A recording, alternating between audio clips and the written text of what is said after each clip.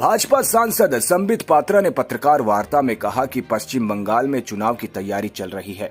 कल प्रेस वार्ता में गृह मंत्री अमित शाह ने बड़ी स्पष्टता के साथ बंगाल में जिस प्रकार से भ्रष्टाचार, अन्याय, विशेषकर जो घुसपैठियों को लेकर राजनीति हो रही है, उस विषय में अमित शाह जी ने अपने वक्तव्य को रखा कि किस प्रकार ममता बनर्जी जमीन नहीं दे रही हैं, किस प्रकार घुसपैठियों के नाम कटने से ममता बनर्जी और उनके नेता परेशान हैं। में उसकी तैयारी चल रही है और कल एक प्रेस वार्ता में गृह मंत्री माननीय अमित शाह जी ने बड़े स्पष्टता के साथ बंगाल में जिस प्रकार से भ्रष्टाचार, अन्याय और विशेष करके जो घुसपैठियों को लेकर राजनीति हो रही है, उस विषय में आदरणीय अमित शाह जी ने अपने वक्तव्य को रखा है कि किस प्रकार ममता सरकार जमीन नहीं दे रही है, वहां फेंसिंग के लिए किस प्रकार घुसपैठियों के नाम कटने से, इलेक्टोरल रोल से ममता बनर्जी और उनके नेता बंगाल में परेशान हैं। जब ये प्रेस वार्ता समाप्त हुआ, उसके बाद ममता बनर्जी ने जिस प्रकार धमकी भरे शब्दों से संबोधित किया है। ममता बनर्जी का कहना है कि आप होटल में छुप कर बैठे हैं, ये हम नहीं चाहते तो आप होटल के बाहर एक कदम नहीं रख सकते थे। ये पहली बार नहीं हो रहा। जब पिछली बार चुनाव से पहले हमारे अध्यक्ष नड्डा जी बंगाल गए थे, उनके काफिले पर किस प्रकार से ममता बनर्जी ने घुसपैठियों से हमला करवाया। 300 से अधिक भाजपा कार्यकर्ता मौत के घाट उतार दिए गए।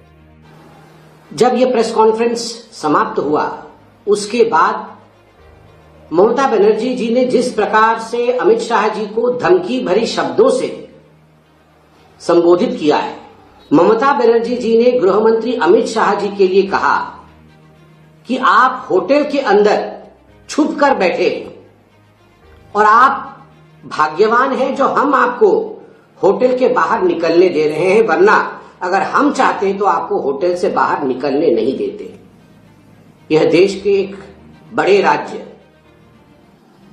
पश्चिम बंगाल की मुख्यमंत्री ममता बनर्जी के शब्द हैं अपने ही देश के गृह मंत्री अमित शाह जी के लिए, और ये कोई पहली बार हो रहा है ऐसा नहीं है।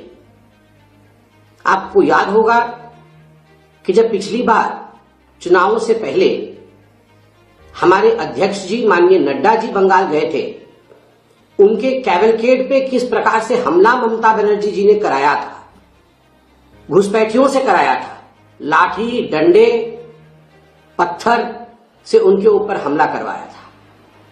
किस प्रकार से आज बंगाल के अंदर 300 से अधिक भाजपा के, भारतीय जनता पार्टी के कार्यकर्ता को मौत के घाट उतार दी गई है। किसी को फांसी चढ़ा दी गई है तो किसी को काट काट के मार दिया गया है। घुसपैठियों को बचाने के लिए ममता बनर्जी अपने देश के गृह मंत्री के लिए इस प्रकार के शब्दों का प्रयोग करती हैं और धमकाती हैं। ये धमकी केवल गृह मंत्री के लिए बल्कि प्रत्येक भारतीय के लिए है। आप याद रखिए, बंगाल अब ये नहीं सहेगा। बंगाल 15 अप्रैल 2026 के बाद 2/3 बहुमत के साथ भाजपा की सरकार बनेगी और घुसपैठियों को बंगाल से निकाला जाएगा। घुसपैठियों का नाम इलेक्टोरल रोल में कटता है। घुसपैठियों को बचाने के लिए ममता बनर्जी अपने ही देश के गृह मंत्री के लिए इस प्रकार के शब्दों का प्रयोग करती है, उनको धमकाती है, उनको कहती है हम आपको बंगाल की सड़कों पर उतरने नहीं देंगे। आप सोच के देखिए बंगाल कहां जा रहा है। ममता जी, आप ये जो धमकी गृह मंत्री को दे रहे हैं, ये धमकी केवल गृह मंत्री जी के लिए नहीं है, ये धमकी प्रत्येक भारतीय के लिए है।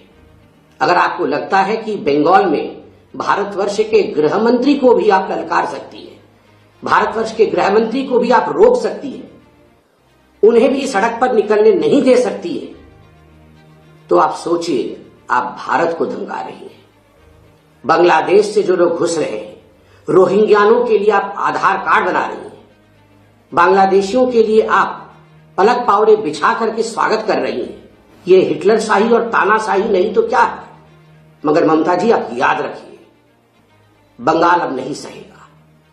बंगाल ने भी निर्णय लिया है कि 15 अप्रैल 2026 के बाद 2/3 बहुमत के साथ भाजपा की सरकार बंगाल में बनेगी।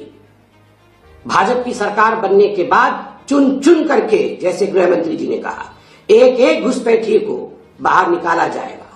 बंगाल बंगालियों का है, हमारे भाइयों और बहनों का है।